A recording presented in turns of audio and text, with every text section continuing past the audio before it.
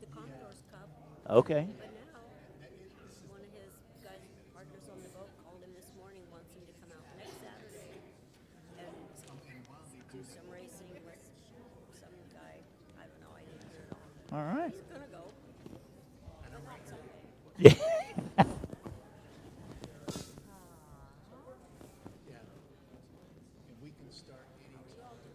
Good. How are you?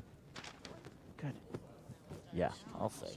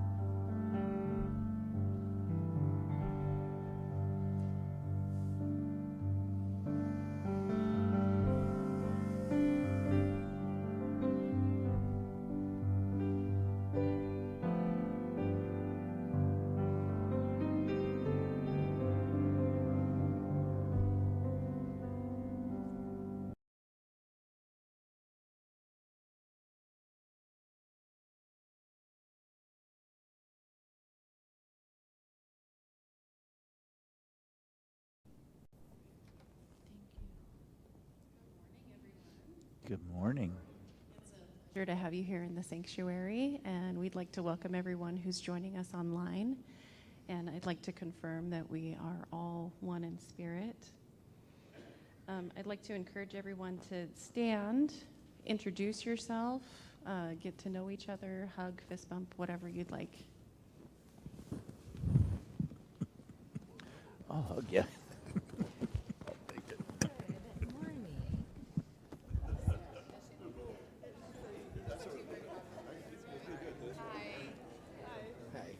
My friend, you guys know Gati? No. You don't know Gati? Hi, Gati.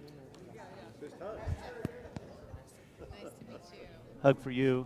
Hug for you. Good to see you, Jen. I saw you in some photos that my sister posted from the Song Circle on Friday. Oh, She was up there. who's your sister? Her name's Julia. She's real tall, kind of a strawberry blonde. Oh, yeah, it was amazing. I know. Have you ever been to one of those? No, but I was invited to go to the whole Closer. thing, and I just couldn't. Oh, Hello. yeah. Yeah, it's an amazing You got me on. experience. Okay. Hey, Liz. Good morning. How are you? Good. Good. I like the way you Changed up the order. Good. We were It's talking more- about this morning. Good. Betty. All right. Good. Oh, here we go. Ding dong. Ding dong. You go.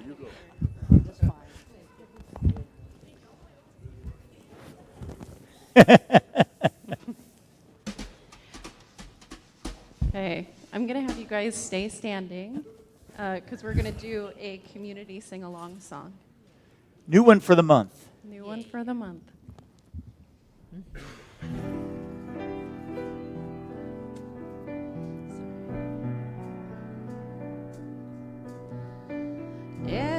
Everywhere I look, I see God in everything.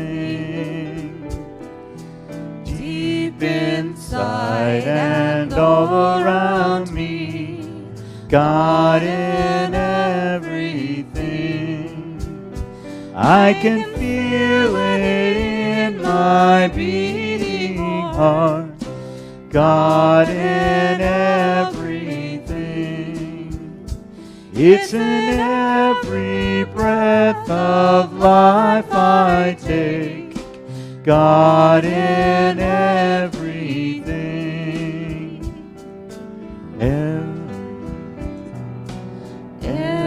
Everywhere I look, I see God in everything. Deep inside and all around me, God in everything. It's in every stranger's face I see God in everything. We are brothers, sisters, family. God in everything. Everywhere I look, I see God in everything. Deep inside and all around me, God in everything. It's in mountain, valley, lake, and stream, God in everything. All creation, beautiful and free, God in everything. God in everything. God in everything.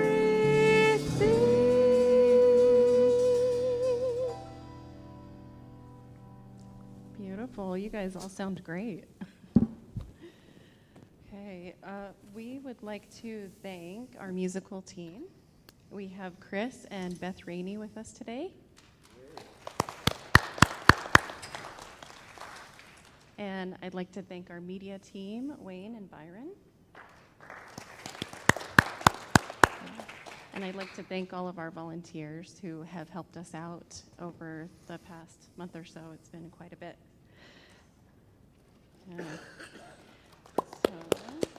The morning's message today is Power of Zeal. It's going to be presented by Jeff Tawney, and I would like you all to give him a warm welcome.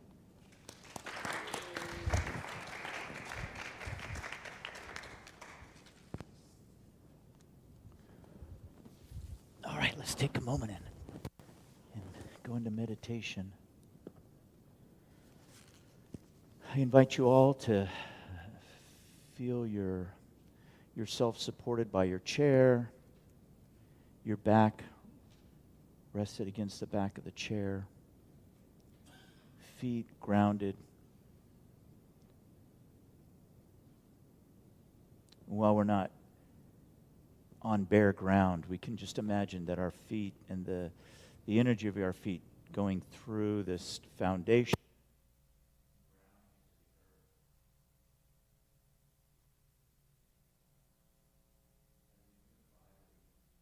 Take a deep breath in together and exhale. And as you let that breath out, feel your shoulders drop. Just relax, knowing that you are supported.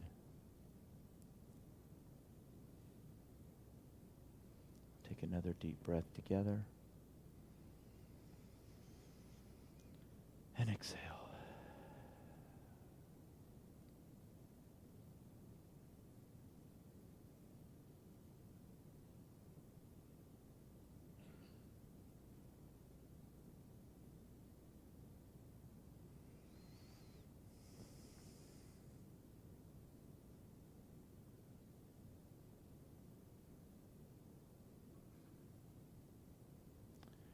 The daily word today is joy.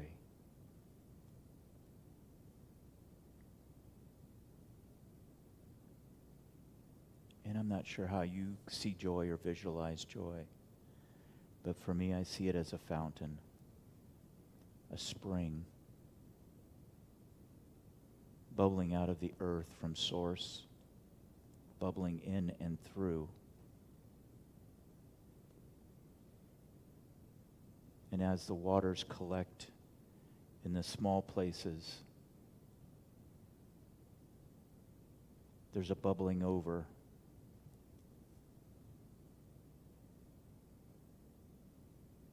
And in that, I become joy-filled.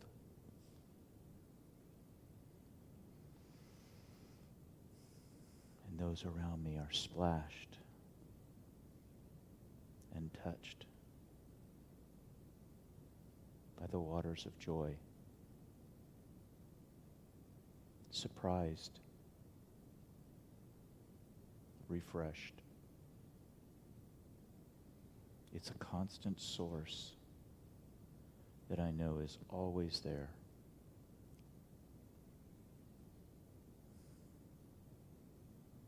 And just feel those joy-filled waters flowing through, up, and out of you.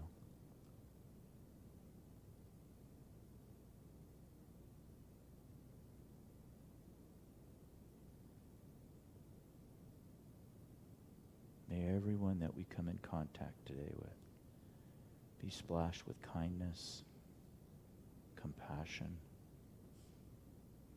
empathy,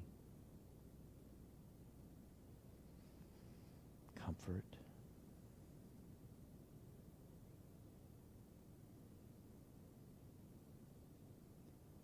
May each person that we see today feel seen by us, be recognized for who they are in their divinity.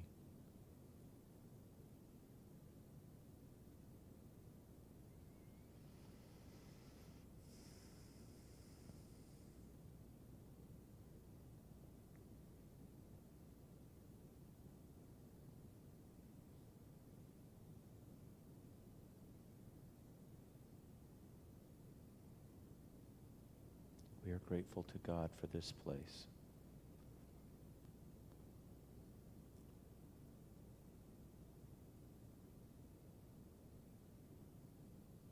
grateful for Source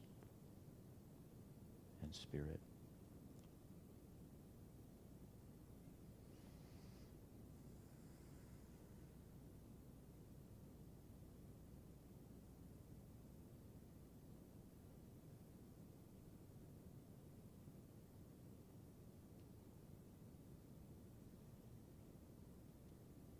May we remain in that joy-filled state and place.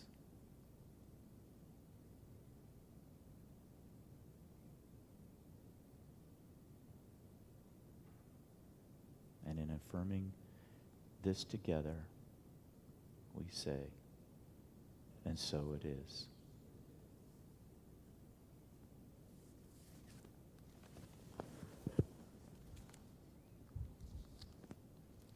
Good morning, everyone.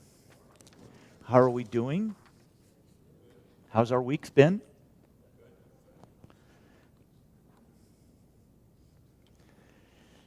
A woman walks into a bedroom and she yells at the man in the bed, "You need to get up and go to church." And he yells back, "Well, I don't want to go. I don't want to go today." And she says, "You need to go." He says, "Give me a reason." She said, "Okay, I'll give you 3. 1, I'm your mother. 2, you're 40 years old. And 3, you're the pastor of the church. Now get up and get going."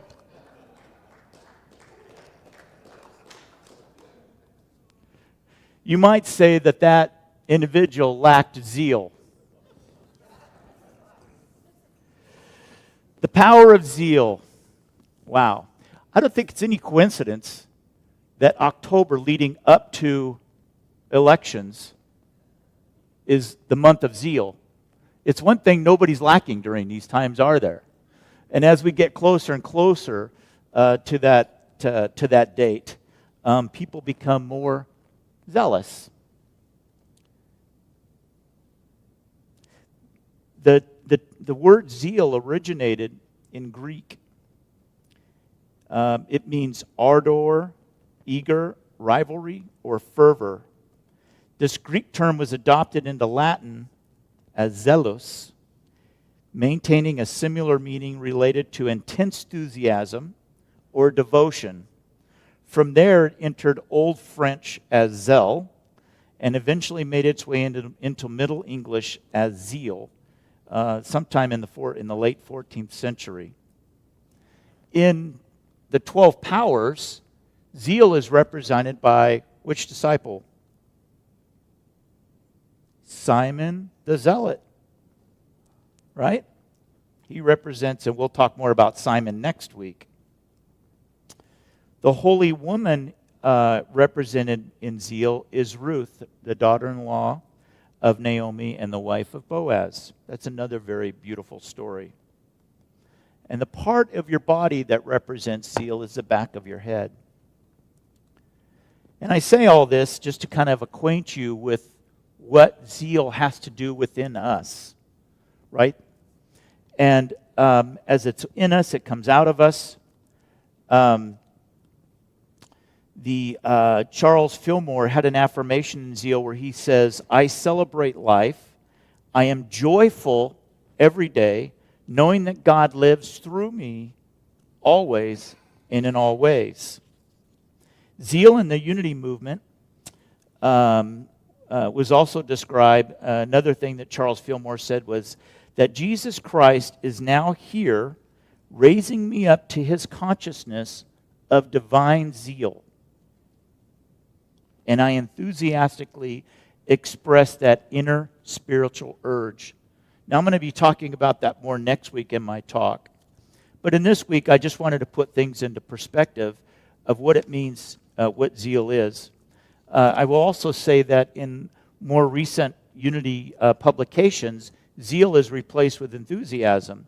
So in some charts and things you'll see instead of the zeal being at the back of the head, you'll see enthusiasm there. Now, most of us are familiar with zeal in a lot of different ways, especially as we enter into football season. We see it in the way people dress and go to football games. We see it in the way that they care for their idols, their rock idols, and that sort of thing. We also see it, and I honor Pete Rose today because of his passing this week.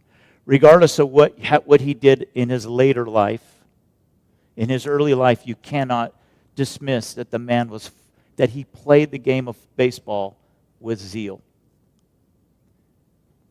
And we're going to look a little bit at what zeal is, but we're also going to look at it taking it a little too far. Now, how many people are familiar with this guy? Does anybody know this guy? He grew up in Spokane. His name is Roland Stewart. He was also known as Rockin' Rollin' and the Rainbow Man. He was a man who was a fixture in American sports culture, best known for wearing rainbow-colored Afro-style wig and later holding up signs reading John 3:16. He went to most sporting events, World Series. Back in the 80s and 90s, I remember you didn't watch a game. It was like, how could he be in multiple places at once? But pretty much if it was a televised sporting event, he was there in the background. At football games, you would notice him when they were kicking the extra point. He'd be sitting on one of the team's sides behind the goalpost, so you could always see his afro. Did you know this about him? He was convicted of multiple kidnapping charges following an incident in 1992 and is now serving 3 life sentences in Mule Creek State Prison. He's a representation of zeal going too far. Because what he did, so what his premise was he was there showing John 3:16 and basically telling people, the world is coming to an end, Jesus is coming, the world's coming to an end, you need to repent. But when that wasn't good enough and people weren't paying attention, he resorted to extraordinary activities. The last one being a kidnapping, in which he figured that if he kidnapped these ladies, that he would hold them for ransom, and the ransom was that he wanted to go and have, I don't know how much time, on a local television station so that he could tell people that the world was coming to an end and they need to turn or burn. Now that's taken zeal too far. In the Christian church when I grew up, we would refer to this as someone as so heavenly minded they're of no earthly good. Because they are so extreme that you can't even have a conversation with them or don't even know what they're talking about.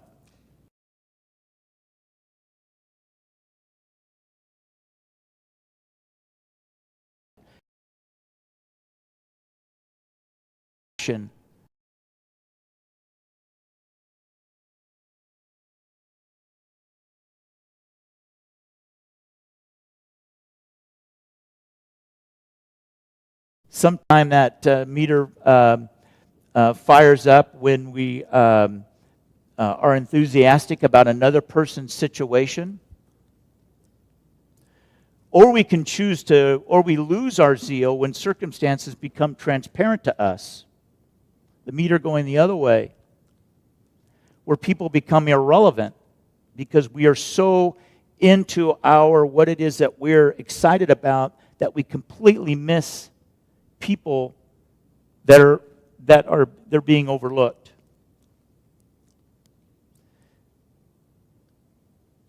Zeal for a subject becomes too much when it crosses the line from passion to obsession, affecting balance, judgment, and relationships. Some signs that enthusiasm may have gone too far include neglect of our responsibilities, when one's passion for a subject starts to overshadow important personal, social, and professional obligations, or when inflexibility or dogmatism,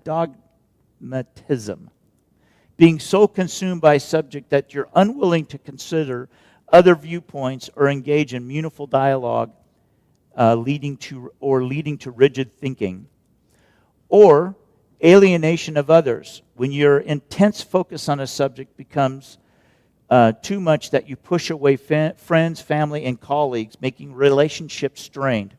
Again, we're talking about zeal in the red zone. How about mental and emotional exhaustion? If pursuing a passion starts causing burnout, anxiety, and an unhealthy level of stress, it's a sign that zeal has been overwhelming. And the last example here is a loss of perspective. When enthusiasm for a subject leads to disproportionate reactions or distorts priorities, where minor issues related to the subject feel like huge problems. Again, zeal being out of balance. One thing when I do these, when I get prepared, I start asking myself questions like, okay, well, what's the difference between zeal and passion? Because a lot of times we look at somebody that's very passionate, but not recognizing, it's what's interesting is as you start looking at things, the terminology really changes the way that you see them. So you could say somebody is very passionate about something and not recognize the zeal in them. Zeal refers to an intense, almost fervent enthusiasm, often combined with a strong desire to act. Zeal is more action-oriented, sometimes verging on fanaticism, and can be single-minded or consuming a pursuit. In short, passion is a feeling, while zeal is the driving, energetic expression of that feeling. So you may have a desire to go play baseball or a desire to get up early and go to church, but unless the zeal is there driving you to do that, you're just going to stay in bed. It just becomes something that you want to do, but it's not something that you can get yourself out of bed to do. In her book, Divine Audacity, the author describes zeal as in three different parts: enthusiasm, audacity, and devotion. Audacity is an aspect of zeal relating to our inherent and voluntary responses. Charles Fillmore taught that zeal is a great universal force that impelling humankind to spring forward in a field of endeavor and accomplish the seemingly miraculous. Our power source for moving in the direction of fulfillment and beyond the bounds of perceived limitations is audacity, the quality of boldness and forwardness. Audacity is an aspect of zeal relating to our inherent evolutionary impulse. And then we talk about the devotion. So, devotion being like, I'm really devoted to my football team. I'm using football, I don't really, today. 20 years ago, I was really devoted to a football team. I won't say who, but I was really devoted to a football team to where it determined what I was going to do on that given day when they were playing. Now I look back on it and think, wow, how small-minded I was. I'm not saying, that was for me. I'm not saying anybody that's devoted to a football team or to a sports is small-minded. Don't get that wrong. But I'm saying that when I look back and I was filling my mind with what this particular receiver stats were, this player's stats, or the team, or where they're playing, and filling my head with all this stuff that at the end of the day didn't have any meaning. But it was something I was passionate about. Why? I don't know. It's just a distraction. It was a distraction for me. Now, when zeal is at work for the good, we see it like in these examples that you see here, where someone's paralyzed. Okay, they can lay in bed and think, I wish I could ski. I wish I could ski again. But the thing that's preventing them from taking that thought and that desire and putting it into action is zeal. Let's say a soldier on the field of battle sees a comrade go down. His desire is to save, his thought and desire is to go and save that guy. But the thing that gets him out of his foxhole and run out there and battle and fire is zeal. If you want to call it the kick in the pants, it could be called the kick in the pants. Zeal is an inner flame. As is true with all of our spiritual abilities, zeal is natural to us. So we all have something that we'll become zealous about. Just a matter of what that button is and where our priorities are and what is important to us. To awaken each day to enthusiastically anticipate our activities, to forge ahead with gusto. To wholeheartedly attend to all matters to us that are common signs of our innate faculty of zeal at work. But I wonder this. I wonder at times if people who are very passionate, if their passion is mistaken for zeal. I wonder if it's misdirected or misplaced. Now, I asked permission from Byron if I could share a story with him about he and I. So Byron and I were talking on the phone, and I was describing some things that I was thinking about doing here. And Byron was like, he got excited. He was passionate about it. Right? Now, I could have mistaken Byron's passion for anger, but his passion wasn't anger.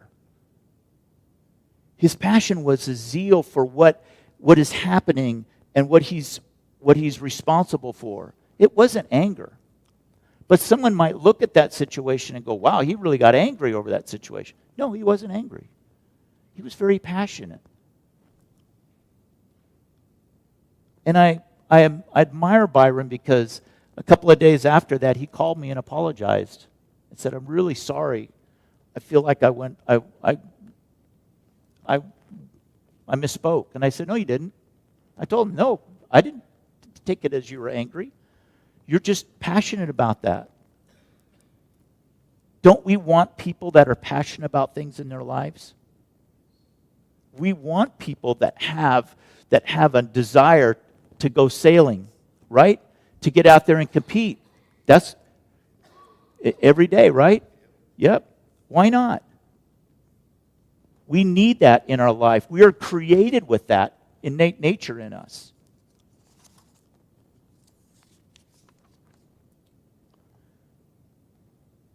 Oh, I wanted to point out, this over here is Lee. That's Lee. And I talk about him because he's a gift from God. He is a gift.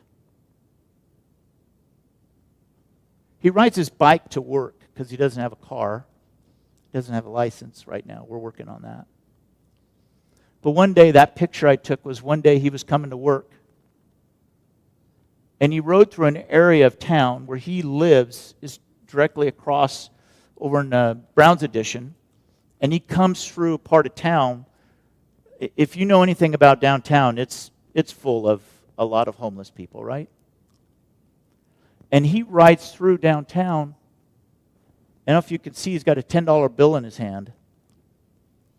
And as he's riding his bike to work, he comes across this wadded up $10 bill on the ground in the middle of this area where I can't even believe it hit the ground and stayed there. Much less was there when he rode by it. But he comes in and he's got a big smile on his face. And he's like, look what I found today. And to me, that's a gift. That Spirit saying, because you get up at 5 o'clock in the morning and go to Wendy's and spend your 3 hours there and then drive from there to Jeff's shop, this is your gift. This is my reward to you because you're willing to do something. I'm so proud of this guy. Yeah, he's an amazing individual. This man was an amazing individual too, full of zeal. His life for zeal was amazing. His zeal for wildlife was amazing. It wasn't just for crocodiles, but it was for all wildlife. It was for conservation. his enthusiasm, his audacity to go get in a pit or wrestle a crocodile, his devotion to wildlife, all propelled him to live a life truly authentic. I would venture to say that even knowing what it would cost him in the end, Steve Irwin was a man who probably wouldn't have changed a single thing in life, because that was what he got up for. And if you most know that while he was shooting a new episode for his TV series, Steve was killed by a stingray that he was chasing, following.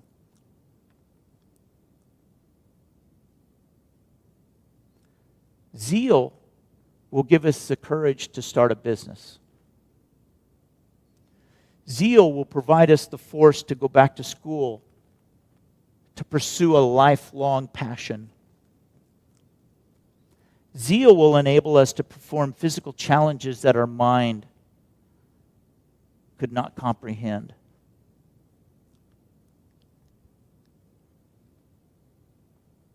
You might say zeal is what brought me here, is my desire to stand here with you every week. Not that it's a difficult thing to do, but it's that kick in the pants that gets me up and gets me up at 5 o'clock. I get about 4 hours sleep. Honestly, I get about 4 hours sleep every day because I just wake up and I can't go back to sleep. I had that zeal before my first day here, before the 15th. If you can ask Dana and Stephanie, before my start date, I was already messaging them, and I knew the reason why I needed to start sooner, because I would drive myself crazy if I wasn't acting and serving in this capacity. Because in my mind, I've already made the shift. I've just got loose ends that I'm taking care of. But that zeal, it's what's changed me, has turned me. So this week, we focused on zeal as an outward expression in activities, right? Next week, we're going to look at zeal as an inward expression and what that looks like. Because most people don't think of zeal as something that we do internally. We think it's always an outward expression.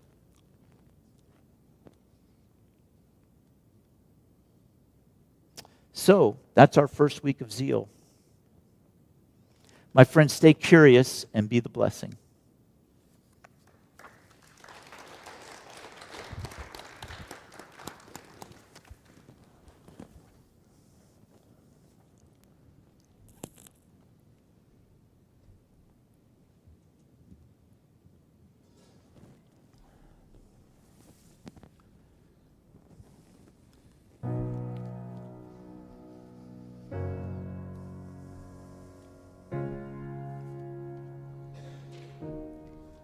You are not hiding. There's never been a moment you were forgotten. You are not hopeless. Though you have been broken, your innocence stolen, I hear you whisper underneath your breath.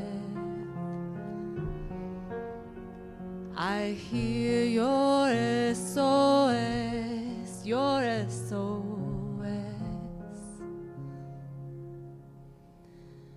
I will send out an army to reach you in the middle of the darkest night. It's true, I will rescue you. There is no distance that cannot be covered over and over. You're not defenseless. Oh, I'll be a shelter, I'll be your armor. I hear you whisper underneath your breath. I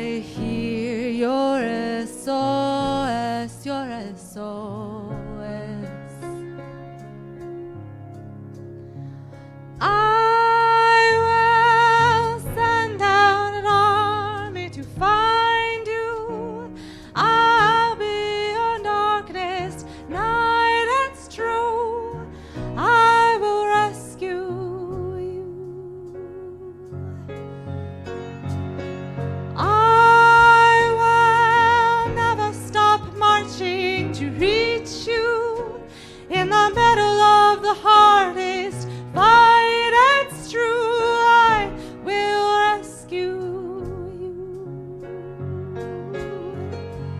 I hear your whisper underneath your breath.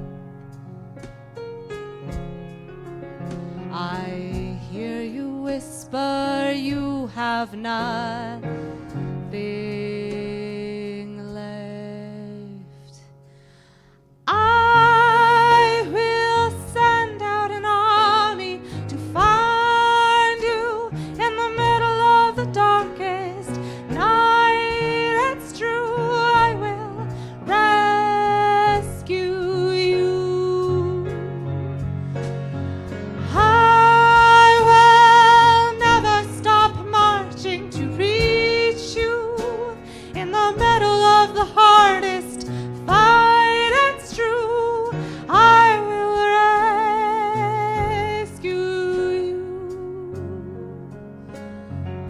Oh, I will rescue you.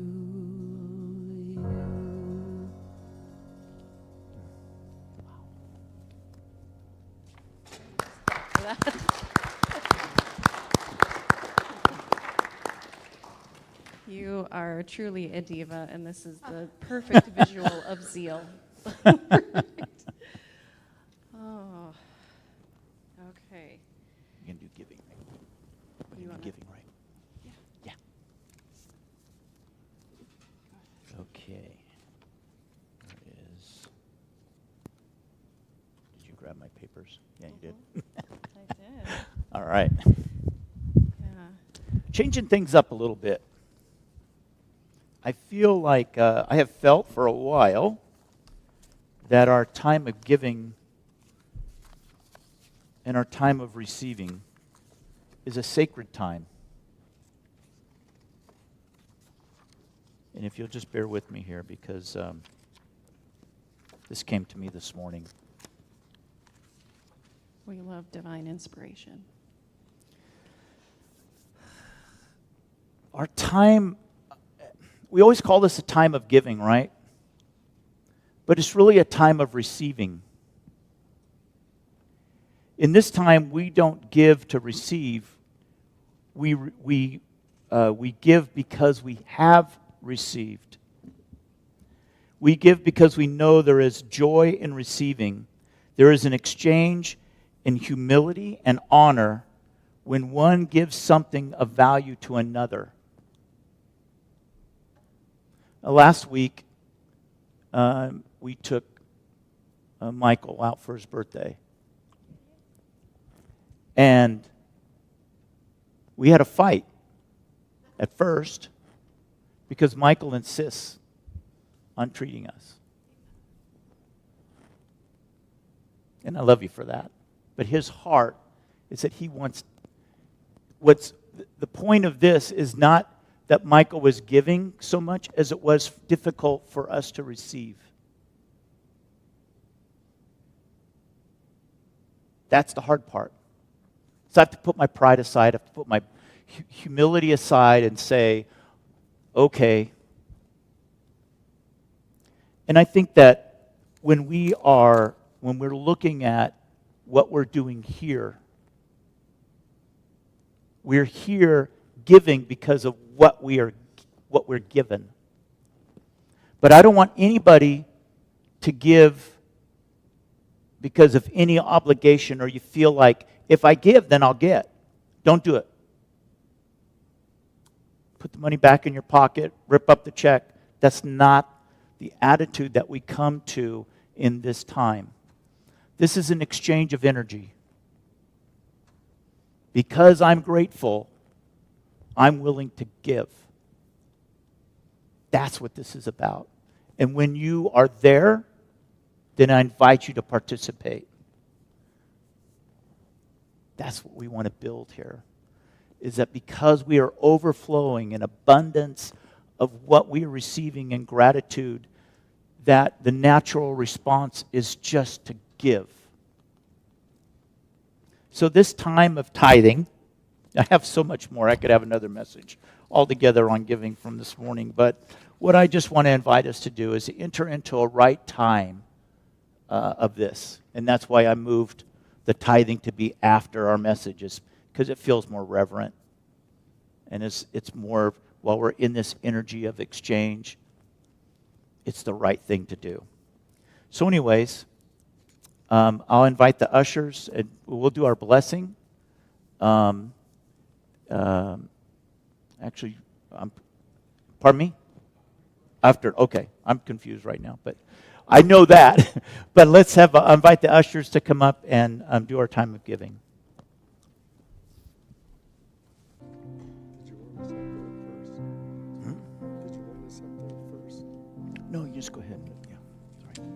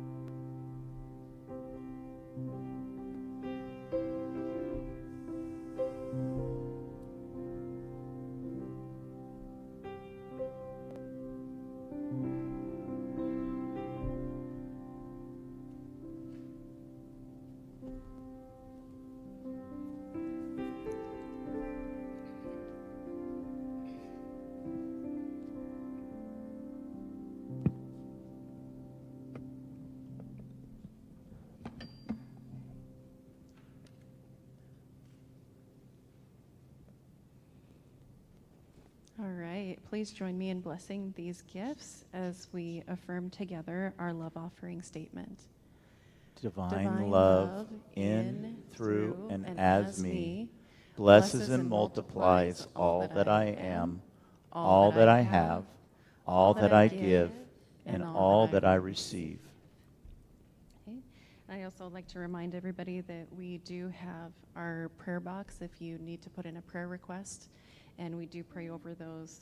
Our team prays over those for the next 30 days. So, thank you, Doug. Okay. Now we're going to state our unity statement of peace together. Unity stands for peace in the presence of conflict, for love in the presence of hatred, for forgiveness in the presence of injury.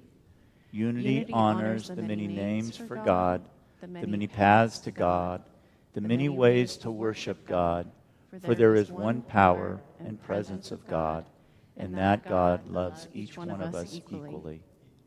It is therefore the position to urge all nations, their leaders, and their people to turn to God by whatever the name for guidance during these challenging times, and to pursue peace, not war, for this is what honors the God of all our faith traditions. Okay. Thank you. All right, now we'll do announcements. Okay. Meditation this week. We are not going to have any meditation Wednesday, October 9th in the morning, but it will be held in the afternoon with Dana, and it's going to be us.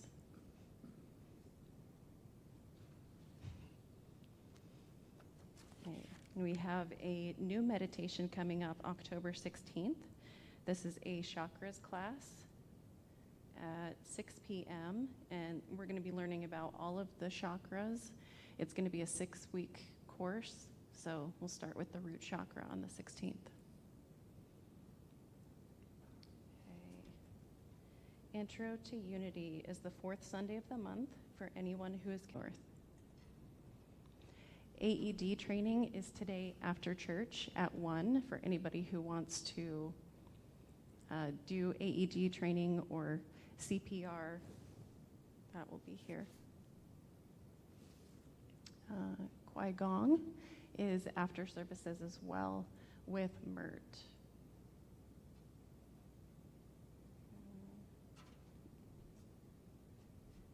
The special meeting, October 13th. This is a discussion and vote on changing the name of our center, and it will be 12:30 after Sunday celebration. Okay. Can I just, I'm going to interject a little bit here. You want the- I just want to say a couple things. First of all, on the AED training, I'm excited about this because Julie and I went to, we were at Broadway, Best of Broadway, Wednesday, and they had these things all over the place. And I was excited to know that I'm actually going to get training so that if I'm out in public and something happens, one of those boxes is available for me, for us to help. So it's kind of a big deal that we're not just doing it for us here, but it can happen out in public. We could actually be a lifesaver someplace. And this wasn't in your notes, and I threw some curveballs at her this morning, so I apologize. Yeah. On the last Sunday of the month, we're not here, so therefore there's no intro to unity here either. We're going to be at South Hill for the Dia de Muertos celebration, also known as Day of the Dead. The intro will be on the third Sunday, correct. I want to encourage you all. Can I just see a show of hands? I'm going to guilt you right now. How many are planning to go to Day of the Dead service at Unity South Hill? Okay, good. Highly encourage it. It's going to be an amazing time. I know the gentleman that's speaking is a friend of mine, and his daughter may even be involved. It's going to be a beautiful service. We are going to be, Unity North, Unity Center of Divine Light and Love, are going to be taking care of the food and decorating the area for the food. So we'll be doing that on the Saturday before. So we'll be looking for some volunteers to go over and help us do that. But it'll be a nice festive time. It's an opportunity for us to partner with the South Hill Center and be a community, right? Yeah, and the service up there starts at 10, so you got to set your watch forward to go up there, okay? So let's not forget that. And then, yeah, I think that was, pardon me? Good question. I don't know the answer to that, but I will. We've asked Danielle to collect all the names, so if you're interested in volunteering to help, see Danielle, and then we'll make sure we let everybody know what that time is. I'm assuming it's probably going to be around noontime, something like that, because we'll just be going up and setting out the decorations and tables and all that sort of thing. Okay? We're decorating Wednesday? Okay, there you go. Wednesday at 4 o'clock. Okay, there I stand corrected. So we're decorating on Wednesday at 4 o'clock, and then we're preparing the food here on Saturday. Okay, well, all right, sounds good. And then we'll take it there. We'll take it to South Hill. So this is our first time that we've been involved. I'm really excited about us doing that. Okay, all right, sorry. Oh, and then I forgot to mention, one of the things that's really different here is not only do we tithe Unity Worldwide, we tithe the region, but we also send a tithe locally. And that's very impressive. But these are the envelopes that are going to be going out. We've been sending a tithe to Ariana Rose. That's part of a GoFundMe for a health situation. And so I meant to mention that, forgot. But that is part of what we do. And I'm very proud that we do that because we look for opportunities to bless people in our community. We will be changing the next quarter to something else, someone else locally. So if you know of someone in need, family, medical issues, something like that, please let us know. And we'll take that up at the board meeting and decide if that's what we're going to support for the next 3 months. Okay. All right. Sorry. Thank you. Okay, let's welcome in our kids.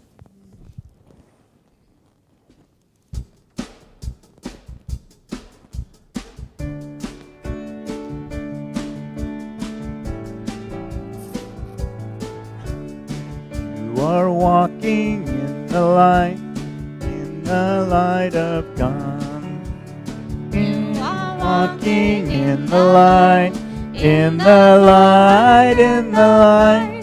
You are walking in the light of God. In the light, in the light, in the light.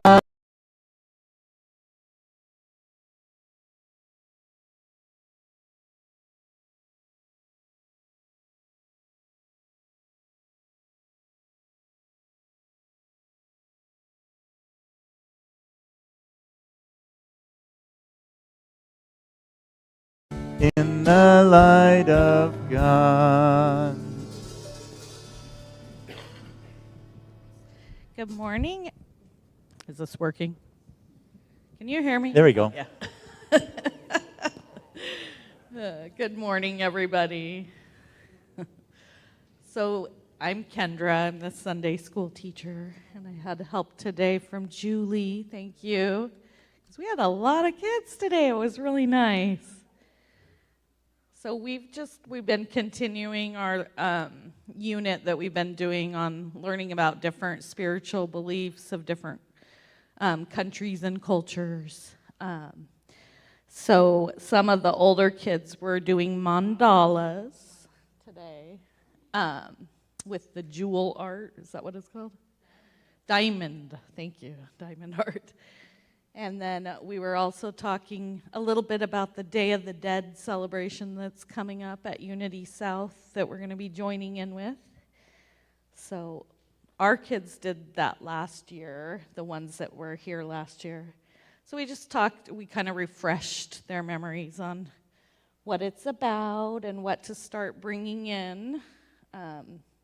So if any parents or guardians have pictures that they want the kids to put on the altar, or some sort of memorabilia, for lack of a better word, that's not the best word, but like I have a wallet from my dad that I always put on there that he used to use, or Ely brought in a teddy bear last year that was her grandma's. So things like that that they can bring in to put on the Day of the Dead altar. That would be great. Thank you.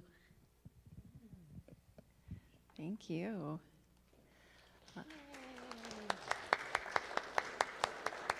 Okay, we are going to bless our kids.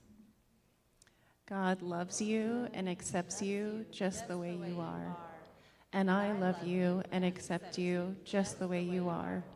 I behold the Christ you are. And then our kids are going to bless us. God loves you and accepts you just the way you are. And I love you and accept you just the way you are. I behold the Christ you are. Hey, today is birthday Sunday. We have birthday cake in the back, and for anybody who their birthday is, oh great, we're going to sing to you. We're going to sing happy birthday.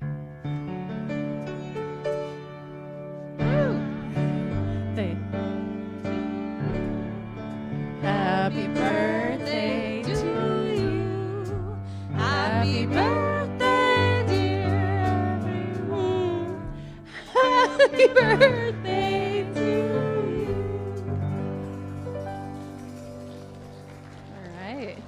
And then we will join in circle for our peace song.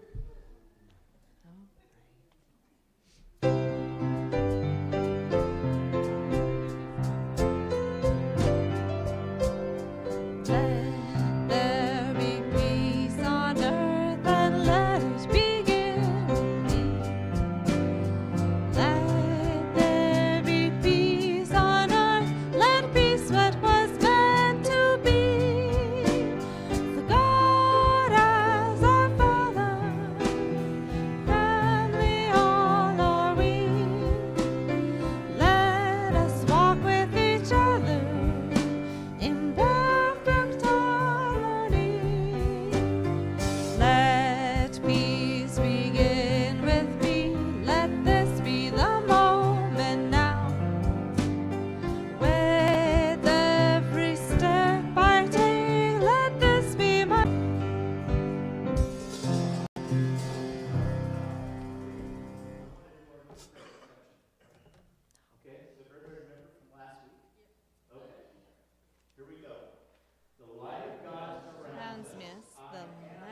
light of God. The love of God enfolds us. I am the love of God. The power of God protects us. I am the power of God. The presence of God watches over us. I am the presence of God.